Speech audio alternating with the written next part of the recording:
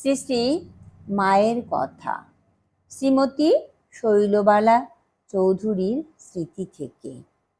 একদিন আমার পুত্র হরিচরণকে লইয়া শ্রী শ্রী মায়ের বাটিতে যাই। তখন হরিচরণের মাথা খারাপ হইয়াছে। মায়ের কাছে গিয়া সে নানা প্রকার এলোমেলো কথা কহিতেছে, যেমন খিদে পেয়েছে, খেতে দে ইত্যাদি। মা প্রসাদ দিলেন, সে খাইতে খাইতে উচ্ছিষ্ট প্রসাদ এদিক ওদিক ছড়াইতে লাগিল। আমি বিরক্ত হইয়া বলিলাম, ঠাকুর বাড়ি, এঁঠো ছড়াচ্ছে। মা অমনি স্নেহ ভরে বলিলেন, থাক, ওর খাওয়া হলে তুমি এঁঠো পেরে নিও। আমি মাকে বলিলাম, মা, ওর কি হয়েছে?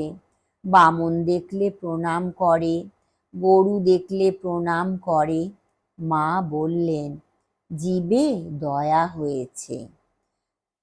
এক কোজাগরী পূর্ণিমার দিন মায়ের পাদপদ্মে ফুল দিবার মানসে উপবাস করিয়া হরিচরণ ও আমি উদ্বোধনের বাটিতে যাই।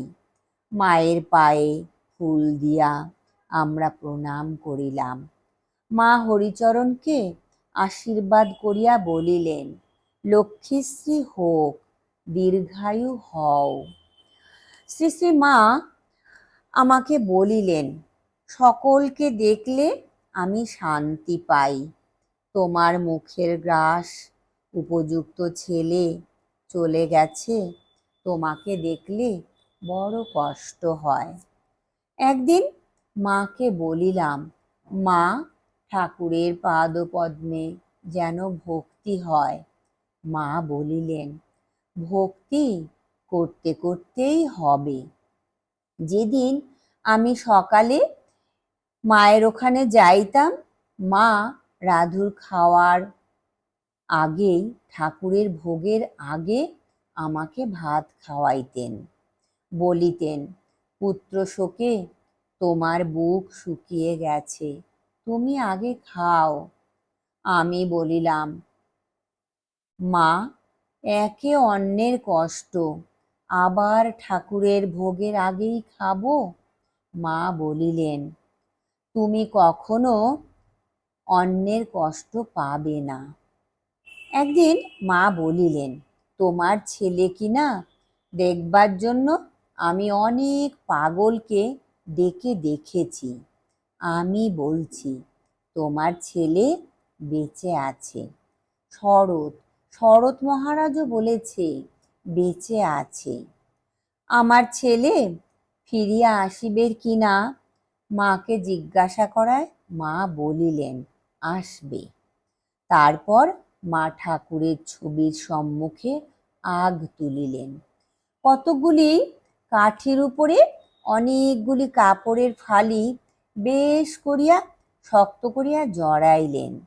সেটি ঠাকুরের সম্মুখে রাখিয়া বলিলেন, ওর ছেলে আসবে কিনা যদি সত্যি করে না বলো, তোমার ব্রহ্মহত্যা, স্ত্রী হত্যা ও গোহত্যার পাপ লাগবে। ইতিমধ্যে কাপড়ের ফালির মধ্যস্থিত কাঠিগুলি আলগা হইয়া উপরে উঠিয়াছিল এবং মা উহা ধরিতেই ঝরিয়া পড়িয়া গেল। মা বলিলেন, এই দেখলে মা, আগ তোলা হলো, তোমার ছেলে আসবে। তুমিও বাড়িতে গিয়ে নিজে করে দেখো। আমিও মায়ের কথা মতো বাড়িতে গিয়া ওইরূপ আগ তুলিলাম। তাহাতেও ওই একইরূপ ফল হইল। আমার মাকে সঙ্গে লইয়া একদিন আমি শ্রী শ্রী মায়ের জন্য একখানি কাপড় লইয়া তাহাকে দর্শন করিতে যাই। একটি লোককে ওই কাপড়খানি কিনিতে দিয়াছিলাম, কিন্তু সে ভালো কাপড় আনিতে পারে নাই। কাপড়খানি মাকে দিয়া আমি বলিলাম, মা, এ কাপড়খানি ভালো নয়, আমার পছন্দ হয় নাই।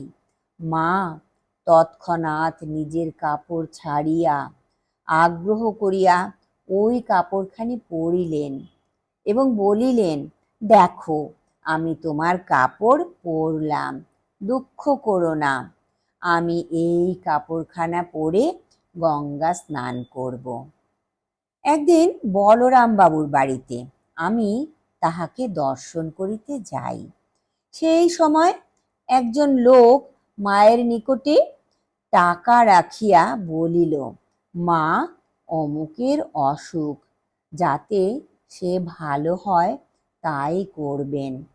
মা বলিলেন, টাকা নিয়ে যাও, জন্মালেই মৃত্যু আছে, আমি কি করব?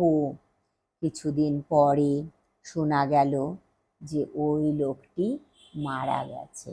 জয় ঠাকুর, জয় মা, প্রণাম মা গো।